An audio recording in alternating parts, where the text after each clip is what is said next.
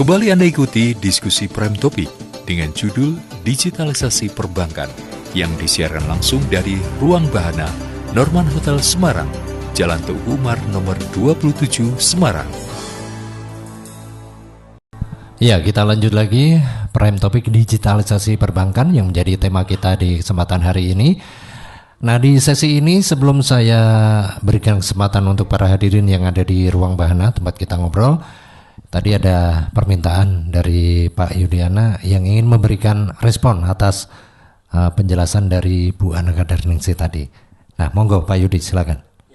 Tadi Bu Ana kurang lebih masuk ke area fee-based income gitu. Fee-based income di Bank Jateng relatif masih punya ruang untuk berkembang lebih gede.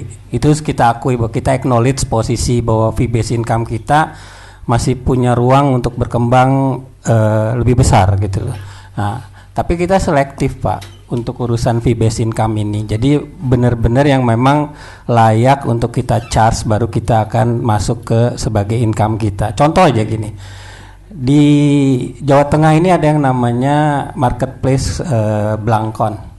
Blangkon itu untuk pengadaan kebutuhan barang Pemda ya, yang disuplai oleh UMKM yang ada di Jawa Tengah. Biasanya marketplace yang bekerja sama dengan Blangkon itu memungut biaya fee kepada UMKM ini untuk berjualan di lapaknya dia gitu. Nah, kami Bank Jateng nggak ingin itu terjadi dan itu juga didorong oleh Pemda, pengennya gratis, 0 rupiah gitu loh.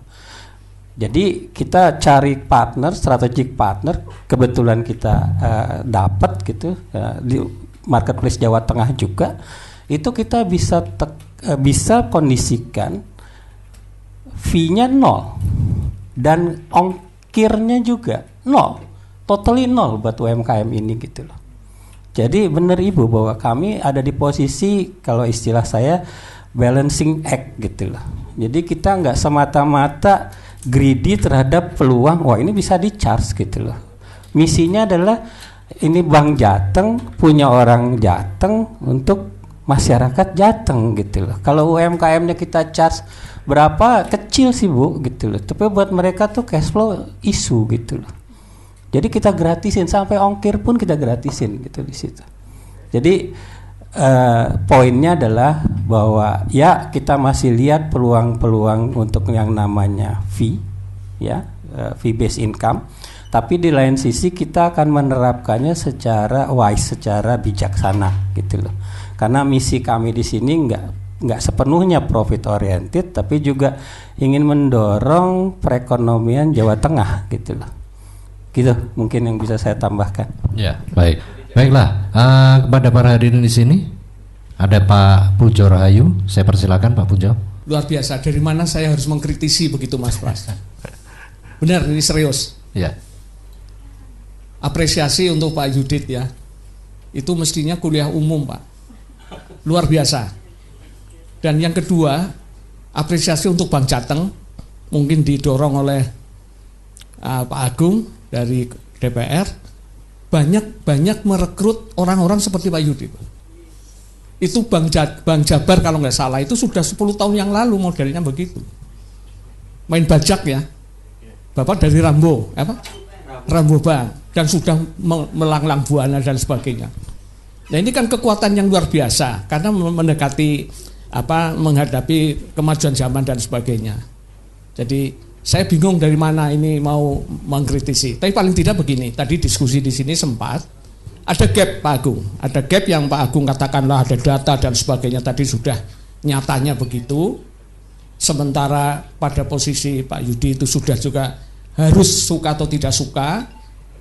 Terus Bu Ana itu luar biasa ketika kreditnya, menyalurkan kreditnya mungkin diperkecil, itu hakiki perbankan kalau menurut saya, agen of perubahan, agen of development itu tidak terlaksana. Jadi jangan dihilangkan sama sekali. Jangan ekstrim lah main di perbankan.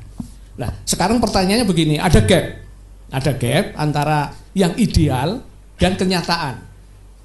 Yang seperti dikatakan Pak Agung itu kan memang tidak bisa tidak dihindari. Tapi pada saat yang sama tidak semua customer itu bisa mengikuti apa yang dikatakan Pak Agung tadi itu. Kalau memang itu memang tuntutan, tidak bisa tidak.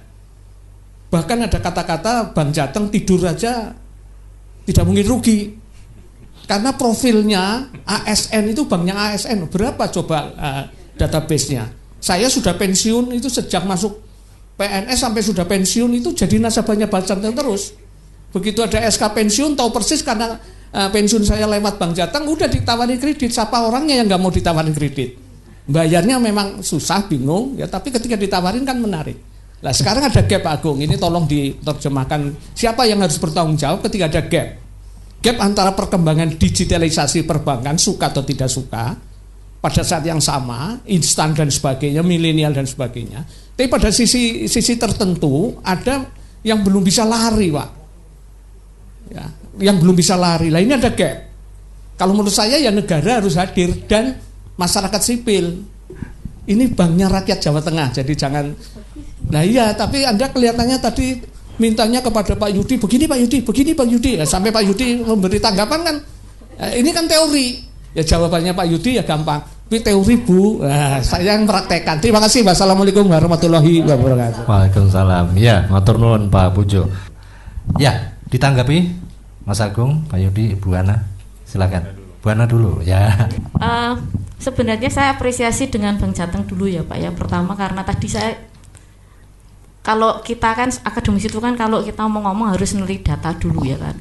Data itu yang saya heran itu ya ROI-nya itu tinggi sekali. Ya saya bilang tadi sampai 27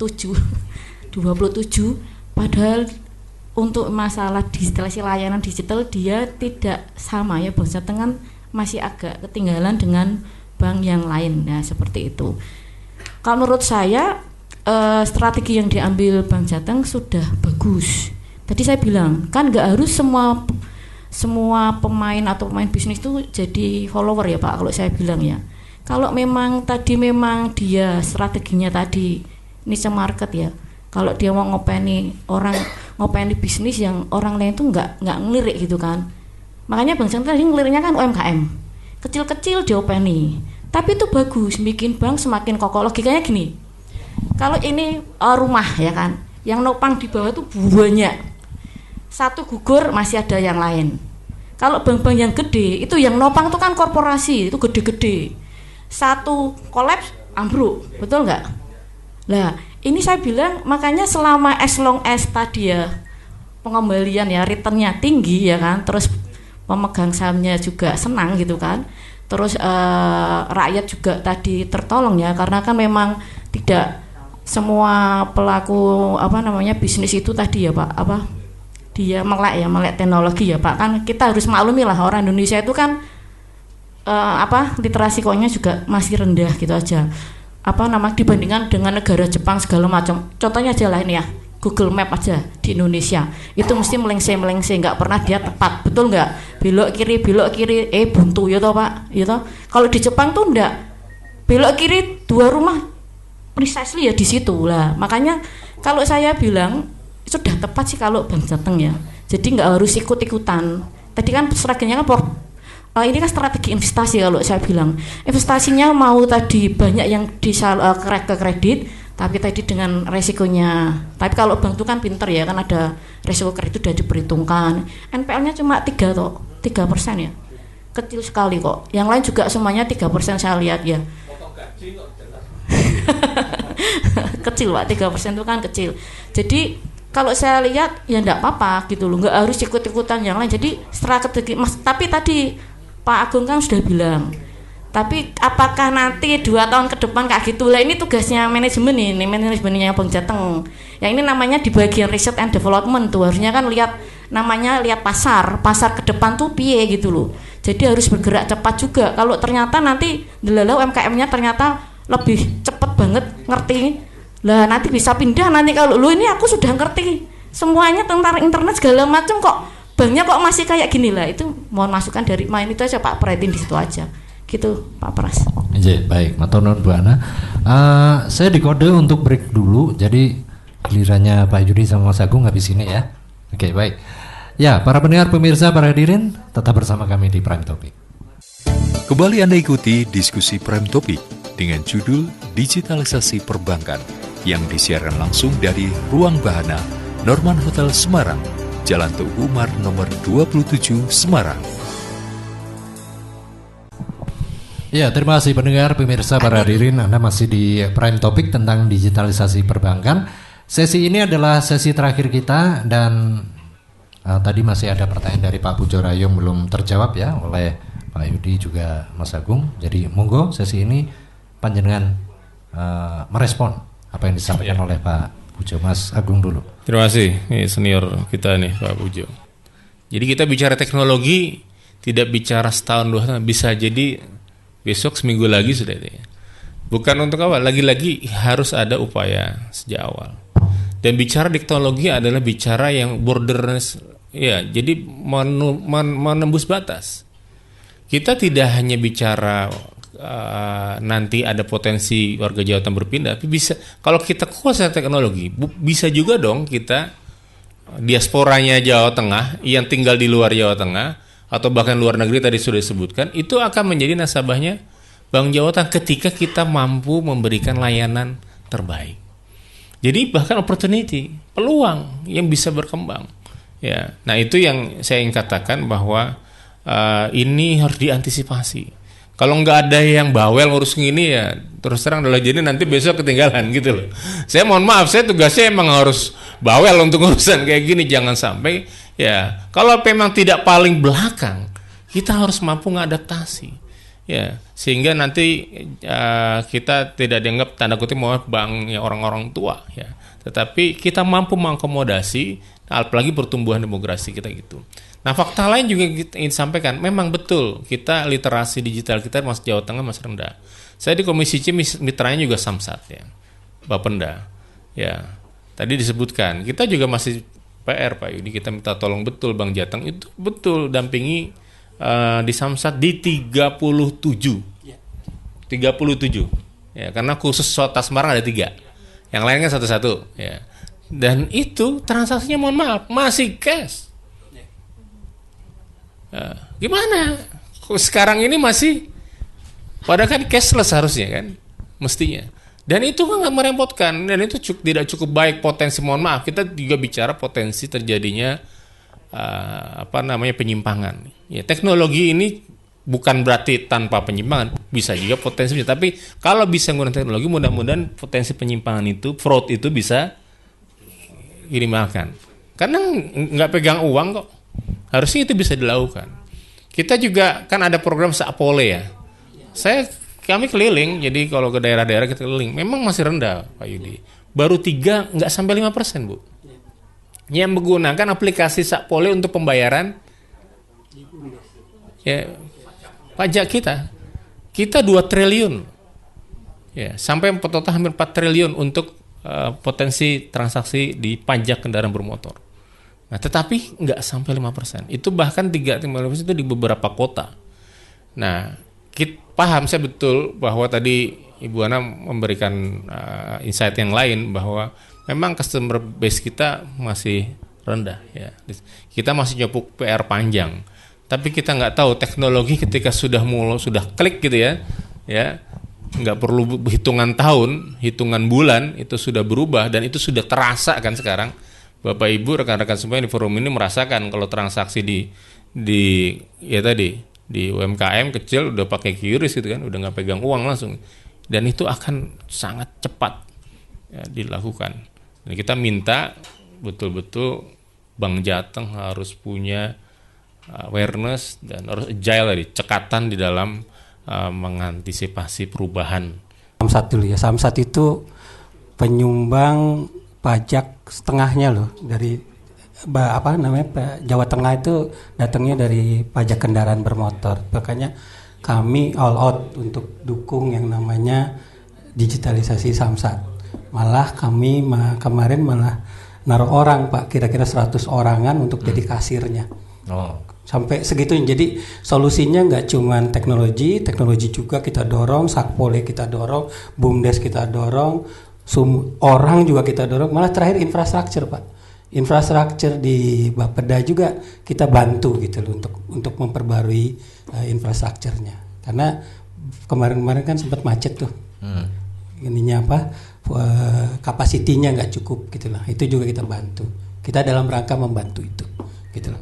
Itu saham satu. Terus menarik tadi pernyataan dari Bapak bahwa ada Pak Pujo nih, kalau ada gap, Bapak ngelihatnya gap kan antara di sisi satu milenial ekspektasinya seperti apa, lalu di sisi kanan ini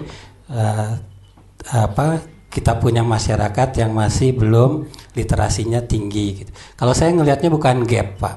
Kalau saya ngelihatnya, perspektif saya adalah memang ada dua pasar yang kita harus layani sama-sama, paralel gitu loh. Nah, tekanannya di mana, prioritas di mana, selalu kita ngedepankan selalu yang namanya teknologi tepat guna. Teknologi yang sifatnya memang kemanfaatannya, impact-nya optimal, poinnya itu. Jadi untuk yang sisi milenial juga kita, mobile banking kita juga kita perbarui terus, kita enrich terus gitu. Tapi kita nggak ada di posisi untuk jadi frontier, ya kan? Kita nggak ada di frontier. Tapi kalau di sisi yang ke rakyat ini, teman-teman masyarakat Jawa Tengah yang perlu literasi lebih, tetap kita dampingi gitu loh. Kita dampingi, kita literasinya juga ini, alhamdulillah transaksi kris juga udah terjadi di layer itu gitu. Tapi memang kita mesti pelan-pelan pakai teori ombak gitu, sedikit-sedikit, lama-lama juga jadi suatu behavior gitu loh. Poinnya gitu. Terus aspek tadi saya kaget apa enggak masuk ke bank daerah, ya ada kagetnya Pak, tapi saya punya ikatan batin dengan Bank Jateng karena 25 tahun yang lalu saya bikin sistem perbankan buat Bank Jateng dan itu masih dipakai sampai sekarang. Jadi core bank 25 tahun Pak, masih hidup tiap malam itu running gitu loh. Nah, yang namanya sistem kan kayak anak sendiri gitu loh. Ini anak kemarin saya jambangin, saya enrich lah gitu loh untuk supaya dia kuat untuk 10 tahun ke depan gitu loh. Itu Pak latar belakang kenapa saya kok ada di Bank Jateng gitu. Ya. Jadi core banking itu saya perlu garis bawahi juga. Yang namanya core banking memang menahun Bu. Kayak BCA juga ganti terakhir mungkin 20 tahun yang lalu. Bank Mandiri juga kira-kira 20 tahun yang laluan juga gitu loh. Emang core itu kita harus pertahankan, kita pagerin gitu loh, bikin dia stabil. Nah, yang kita kembangkan sekitarnya gitu loh. Strateginya gitu. Jadi nggak ada istilah core-nya tua gitu, nggak ada. Selama debit kreditnya konsisten, lebih dari cukup gitu. Demikian saya tutup. Makasih. Baik. Sempat marah-marah ya waktu pertama kali datang ke Bank Jateng? Enggak. Jadi saya justru belajar banyak, Pak. Lebih wise, lebih nggak bebet gitu loh. Lebih begitu. Jadi panjang lah, nanti kita offline aja Pak. Ya, waktu kita udah nggak cukup lagi di obrolan Prime Topic kali ini dengan tema digitalisasi perbankan, dan saatnya kita akhiri ya. Tapi sebelum saya tutup, mungkin saya minta Mas Agung untuk menyampaikan closing statement. Silakan Mas Agung. Ya, perubahan adalah sebuah kemestian. Kita harus mengadaptasi ke perubahan atau kita akan tergilas oleh zaman. Jadi pesan saya ke Bank Jateng gitu, saya optimis teman-teman Jateng bisa melakukannya. Cuma harus lebih cepat lagi. Demikian. Harus lebih cepat ya. Baik, terima kasih Mas Agung. Ya, para pendengar, pemirsa, para hadirin semuanya, demikianlah Prime Topic di kesempatan hari ini dengan tema digitalisasi perbankan.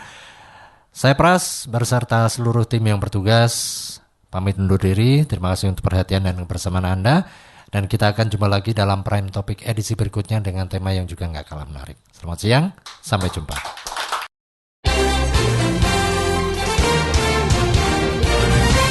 Demikian tadi diskusi Prime Topic dengan judul Digitalisasi Perbankan yang disiarkan langsung dari Ruang Bahana Norman Hotel Semarang, Jalan Teguh Umar nomor 27 Semarang.